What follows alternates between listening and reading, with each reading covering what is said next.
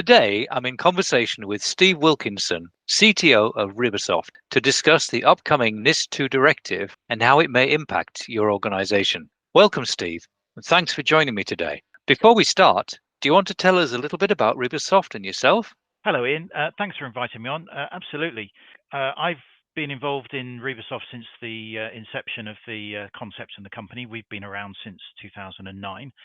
And one of the things that we have been trying to solve is the explosion of security technologies that organizations have to cope with. And we have developed technology, we're based out of the UK, that is really aimed to provide better value for money, better value for organizations implementing security systems, and also to add a few touches like real-time security rather than just annual or monthly snapshots of security. Sounds very good, and we're using it proactively with a number of opportunities at the moment with you, so I can get the value here. Thank you, Ian. Yes, we have a variety of customers using the technology platform in a variety of ways because we cover multiple use cases, including asset discovery and management, secure configuration. We also have vulnerability monitoring capability within the platform, and also network access control and traffic behavior monitoring so that we can detect things like the spread of malware across networks and also look for changes in behavior of systems that are connected to networks. It's a very hot topic these days, isn't it? Moving away from reactive to more proactive management to help reduce the cyber risk. Yeah, indeed. So that is another subject in its own right. But I guess the purpose of today's conversation was the new NIS2 directive. This is part of a plethora of new standards and directives coming out of both the UK and Europe, which are going to be hitting most organizations, if not all of them, over the coming months. That's correct, yes. So NIS2 is the latest evolution of a variety of regulations that have come probably initially out of Europe, but there's also a background in terms of things like Sarbanes-Oxley and other things in the United States, which are a response to security threats in an ever increasingly interconnected and digital world. Yes, exactly. So could you tell us what NIS2 is exactly? Okay, so NIS2 is in fact a directive that's come out of the European Union. So people may be aware of a previous regulation called NIS, and NIS2 is really a strengthening of that set of regulations, and it's moving away from regulations and putting it into a directive. So a directive really means that, and in fact, if I recall, the date is October 2024. The genesis of this NIS2 regulation is some years ago. But by October 2024, the 27 member states comprising the current European Union are required to include the NIS2 regulations into law. So whereas NIS1 was just a regulation that was good to follow, NIS2 changes that and writes the capabilities into law. So that's the first thing, is it's a legal requirement now as opposed to a recommendation or a regulation. The second thing related to NIS2 is an extension of effectively the types and numbers of organizations that are required to conform to the regulation.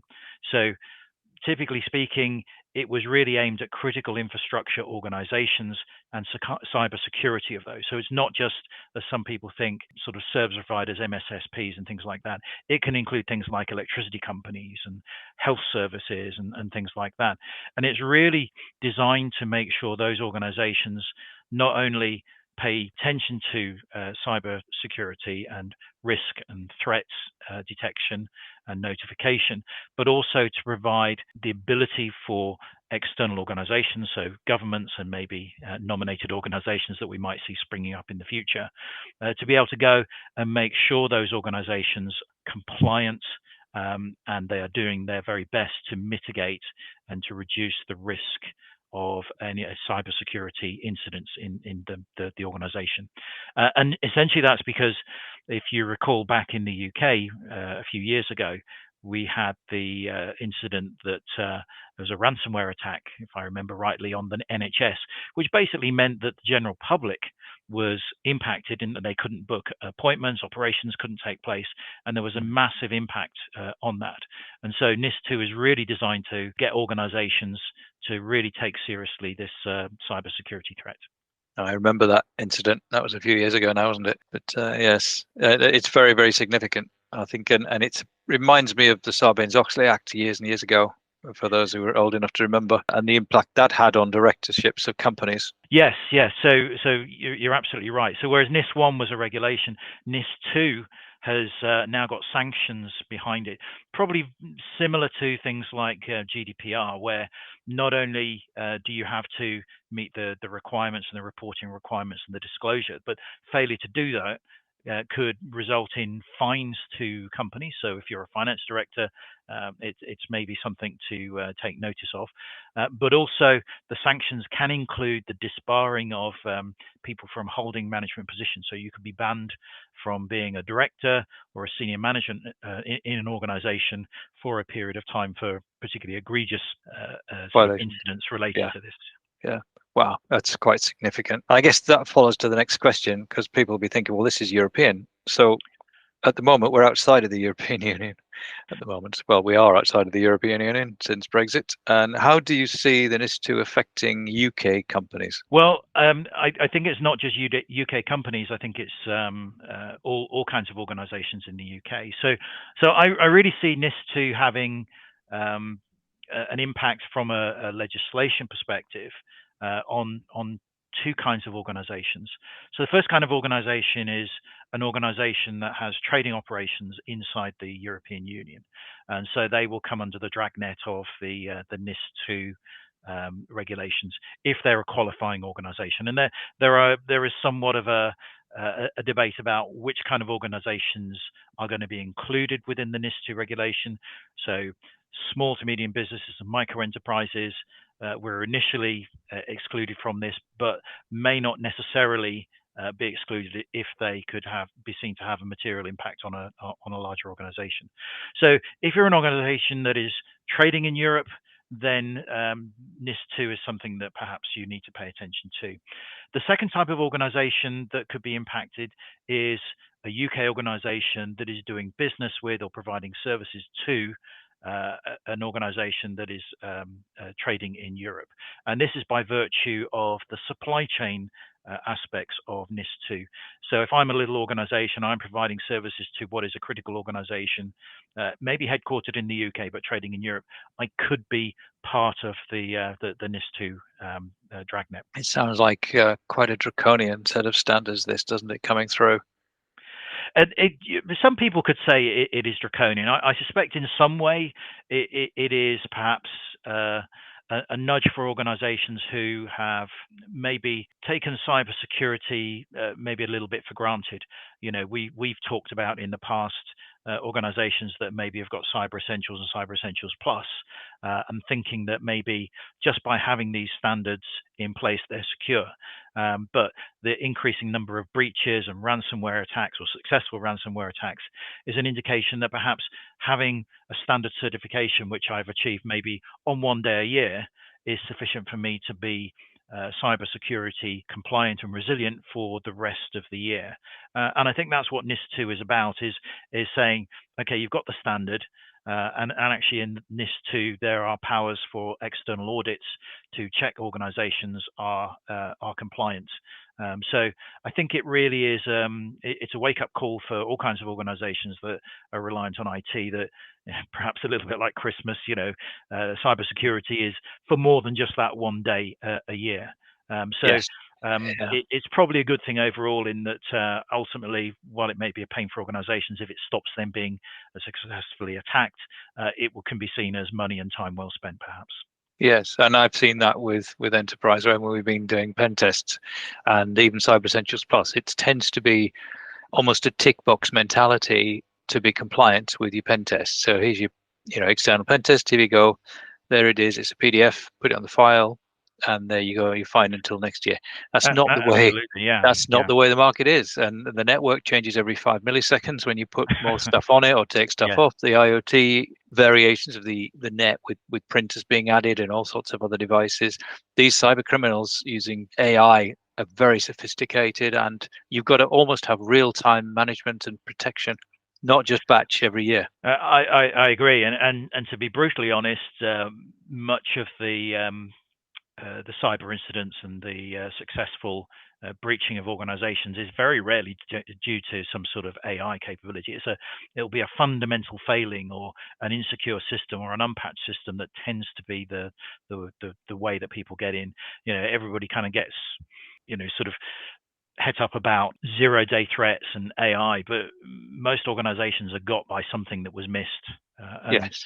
And this is a way that I think that that we can help organizations, and that NIS 2 can help organizations to try and make sure that there are fewer of these systems missed. The more you can apply technology, and the better that technology is, the better chance you've got of making sure that every single system, not just 80% or 90% of the systems you know about, are locked down. Exactly. Yes, I agree. So next variation of this question is going to be like we had with GDPR, which was originally from Europe. Again, we had our own ICO version of this. And I guess because we're outside of Europe, do you think the UK is going to have its own NIS2 directive variation for us specifically? Well, the answer to that is absolutely yes. I mean, the government has stated that they will be implementing NIS 2 recommendations. There was a consultation back in 2022 that the government is acting on. So, for those, I'm not a legal expert, but just my understanding of things is there is some legislation in place, and if I remember right, it's called the Network and Information Systems Regulations 2018 Act. And this was an act that went through Parliament. But what a lot of people may not know is that the act, when it was put together, allows for something called secondary legislation. And this basically means a minister in Whitehall can actually enact directives that become part of this law without having to go through Parliament. And it's really designed not so much for a sort of a Brave New World, Big Brother kind of thing, but really just as a response from Parliament to be able to rapidly respond to, as we've already discussed in this podcast, changing laws and regulations. So I suspect that what will happen is, by the time the European Union is expected to have this in law, by October, there will be some amendments and new regulations under the existing acts that will pretty much mirror.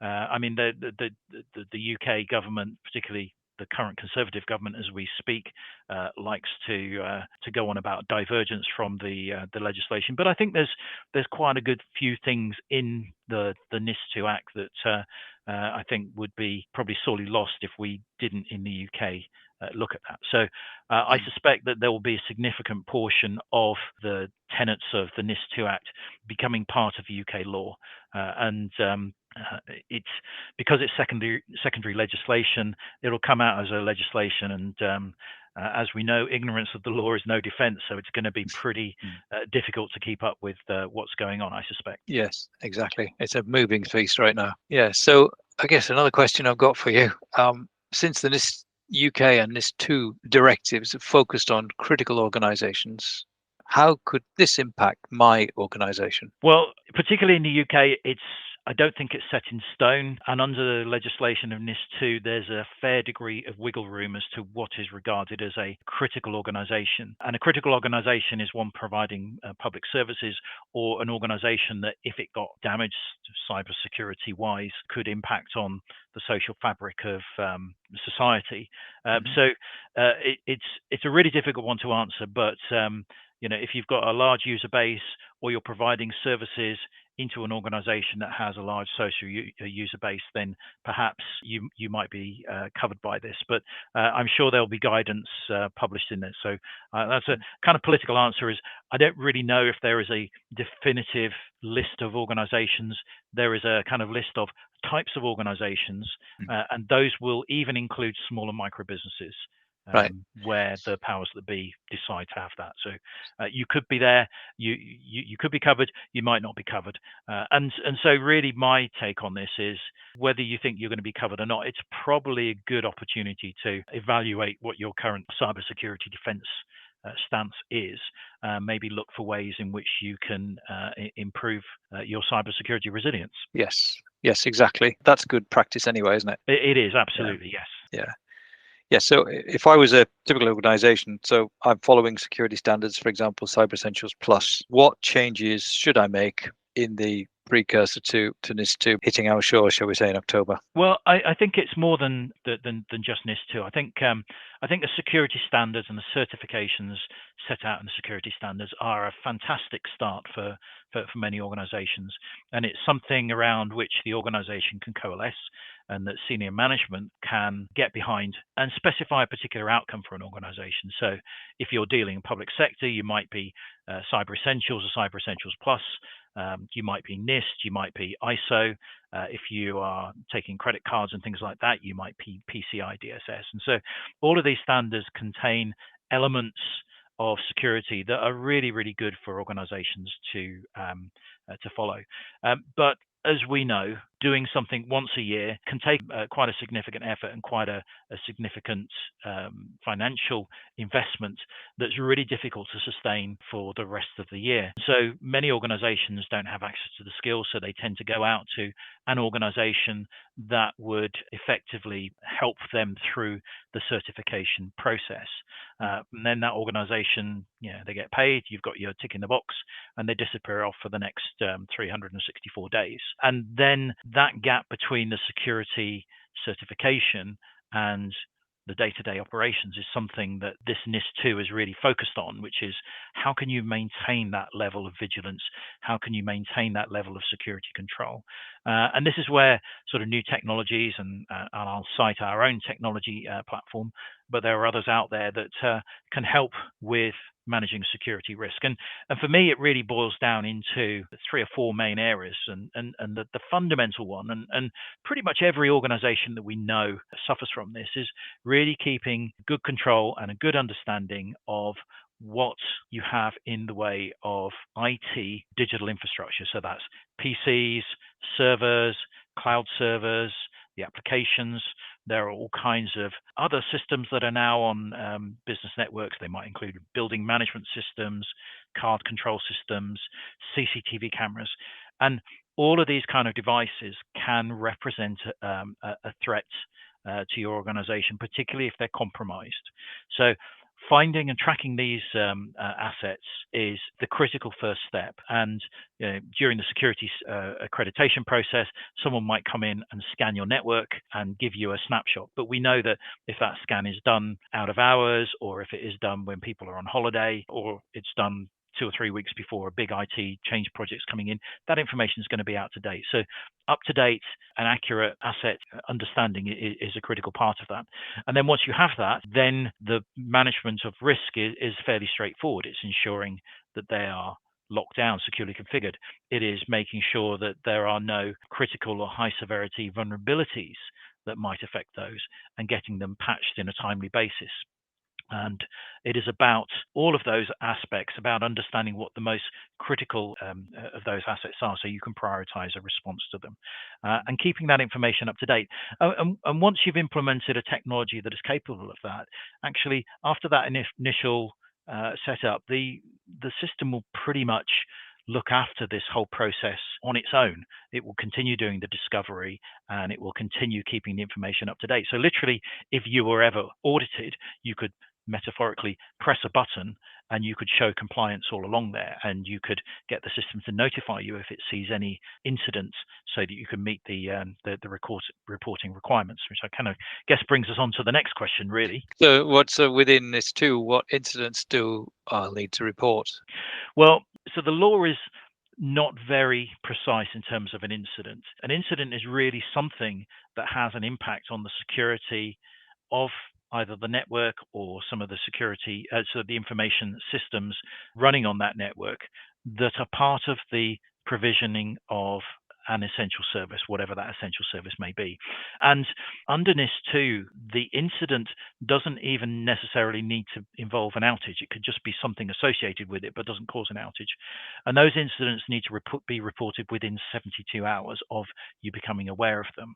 Now, if you're not monitoring this all the time, then being unaware of them, I suppose you could say, well, if I wasn't aware of it, how could I report it? But I suspect that might well be tested when people start to become audited under NIS2. if they don't have sufficient systems to actually track and monitor and report these incidents. So I suspect that's going to become a much more defined than it is at the moment under law. Exactly. You've answered the second part of this question, which was 72 hours.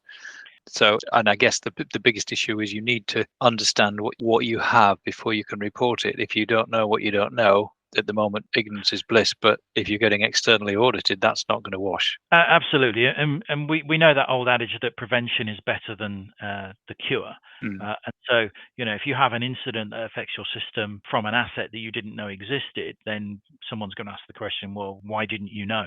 And I think better security systems are going to become pretty much part of the standard armory of many organizations. And in fact, part of the impact analysis that the EU did when they introduced NIS2 is they were talking about on average somewhere between 10 and 12% of total ICT budgets that organizations have for implementing NIS2. That was for organizations that have already gone and implemented NIS1. But for organizations that haven't done it, they're talking somewhere in the region of 20 to 22%, I think was the number, of an increase in budget that will be required by organizations to implement this. So this could be pretty significant for many organizations. And I think what it also does is it helps innovative organizations that are trying to change the way that security is done in the industry. So there's all kinds of organizations that are popping up all over the place. And the whole idea of I've got NIS2 coming in, I need to go and buy a new NIS tool on top of everything else is not going to be sustainable, because many organizations are under budgetary pressure. We're seeing that things are getting more expensive. You need more people to run these systems. And so having systems that are more integrated and more able to deliver more capabilities within a single platform is going to save money, and it's going to save time and effort, and it's going to help organizations. And I think that a little bit like our platform, there could be other platforms out there that try to bring together information, but try to do it in a way that is not going to cost the earth. And in fact, if you could put a system like Rebasoft in there, you could probably reduce your overall IT footprint by retiring or getting rid of 2 or 3 other systems. So you could end up becoming more secure and saving money at the same time. Yeah, we're seeing that throughout. At the moment, I think there's a transition going on. They still have their incumbent systems. They've bought a big license from one of the vendors, and they're trying to milk that to the very limit. But we all know that cybersecurity is like an onion ring, lots of layers on it, and there's no single metaphorical silver bullet. It doesn't exist. You've got to have a mixture. But we're seeing cost consciousness kicking into the market, but saving money without consideration for proper cybersecurity is a folly. And particularly with these regulations coming through, that's just making it more pertinent to actually address it properly, rather than trying to just stick it under the carpet and hopefully it won't actually affect us. And we're seeing that through pretty much all of the companies we're speaking to. Clearly there's a budget restriction, but they have to be aware that you have to treat cyber properly. Can't be done as a last minute thing. It's got to be done properly and ideally preventatively rather than correctively. And so it's the carrot and the stick. But yeah, I think it's very important. Standards like NIS2 and others are going to force that behavioral change in companies. I think you're correct in that analysis, and we're already seeing some changes. I'm not going to name companies, but many of our traditional competitors and the companies that have played in security are finding that they have to increase the value of their platform and increase the breadth of what they're trying to do in order to become and maintain their competitiveness. So you will end up buying expensive platforms or not, and you will become used to those platforms doing more and more and more and more. The problem that we find is that many of these legacy or traditional platforms were really designed to do one specific job, and they're struggling, the organizations, to build something much more holistic because they don't have the foundations. And so this is where you get organizations building links to other products. So what they try to do is they try to build an ecosystem of other expensive products that all stand on their own and try to integrate them together. And that, in fact, there's a whole new class of technology coming out that does precisely that. You see it in the marketing. Oh, we have 300 APIs. Well, that's great, but who's going to build those 300 APIs and maintain them and make sure they work? And that's the fundamental disadvantage of that. Whereas if you had a system that was able to go out there and do the discovery and build and maintain the database on which all the other elements rest, and you do that without having to build the APIs, then you have a much more viable and much more long-term supportable technology base in which you can deliver your cybersecurity resilience. Yes, and that's one of the things back to specifically to Rebasoft. An agentless capability and topology is different from having agents. Because you're relying upon the native NetFlow protocols and other protocols that are used within the organizations. And then you're never going to be accused of not knowing what you don't know, because you assume nothing and you start from there and then work through the whole ecosystem. And if something is added to the network, it will auto discover it without having the need to put an agent on it. That's absolutely correct. I mean, the whole world of asset management has really started in the ITIL side of the equation. And in fact, if I remember back in the day, when you look at ITIL asset management, it just starts off with says that the asset manager shall build an inventory of assets. And yes. The problem with that is that as soon as you ask humans to get involved, then we're all miss stuff. Well, we all make mistakes. Everybody makes mistakes. We try and do as good a job as we can. We can't try and be as diligent as we can, but we can't operate at huge scales.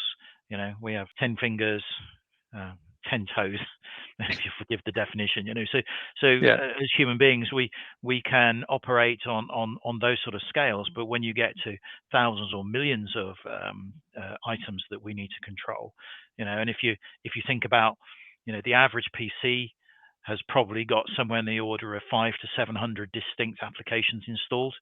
When you multiply that up by, say, 500 PCs, the numbers involved to track are really, really difficult, and they need to be automated right at the beginning, not require someone to have to install a piece of software to initiate the automation, which is why we think agent-based asset management is perhaps not the best way of doing it. There may be examples and there may be reasons why you might want to use agents, but to use agents everywhere it becomes really, really difficult to maintain. And also begs the question, what do you do on things like printers or CCTV cameras or those IoT type devices where you can't install an agent on them? How do you do the discovery and how do you manage those? But that may be a conversation for another another time. Yeah, exactly. So, well, thank you very much, Steve, for the chat this afternoon. Absolutely brilliant insight. The link to Steve's insightful blog on the Rebasoft site is given below. This is for NIS2 and why should you care? So look out for that and listen to or read that in your own time. And don't forget to subscribe to our podcast channel to ensure you don't miss an episode. We're on Podbean, Spotify, and now YouTube. Thank you very much.